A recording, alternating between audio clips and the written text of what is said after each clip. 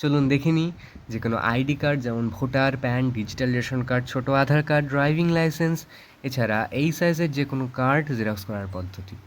প্রথমেই লাইট একদম জিরো করে নেবেন, তারপর টেক্সট আর ফটো চুজ করতেও পারেন, নাও করতে পারেন। তারপর আইডি সিলেক্ট করবেন।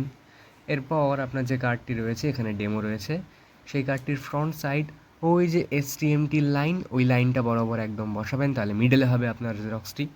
ওপরে আরেকটু গ্যাপ দিতেই পারেন, এখানে এক হাতে করছি বলে গ্যাপটা কম হয়েছে। এরপর ফ্রন্ট পেজ স্ক্যান করে নেবেন। স্ক্যান হয়ে গেল দেখতে পাচ্ছেন। তারপর নিয়ে যেমনটা দেখা যাচ্ছে কার্ডটি জাস্ট অপোজিটটা ঘুরিয়ে দেবেন, ঘুরিয়ে আবার সেই এসটিএমটি লাইন বরাবর বসিয়ে দেবেন, তাহলে একদম মিডল হবে। স্ক্যান করে নিলাম, এবার হচ্ছে ডান। ডান করলেই বেরিয়ে গেল প্রিন্ট। যেহেতু এই ডেমো কার্ডটির এক সাইডে লেখা আছে, এক সাইডে জাস্ট সাদা, তাই ওই সাইডটিতে সাদা এসছে, কিন্তু আপনারা দেখতে পাচ্ছেন নিচে ওর আউটলাইনটা এসছে। তো এইভাবে আপনারা করতে পারেন যে কোনো আপনাদের আইডি কার্ড জেরক্স। ঠিক আছে, দেখা হচ্ছে পরের ভিডিওতে।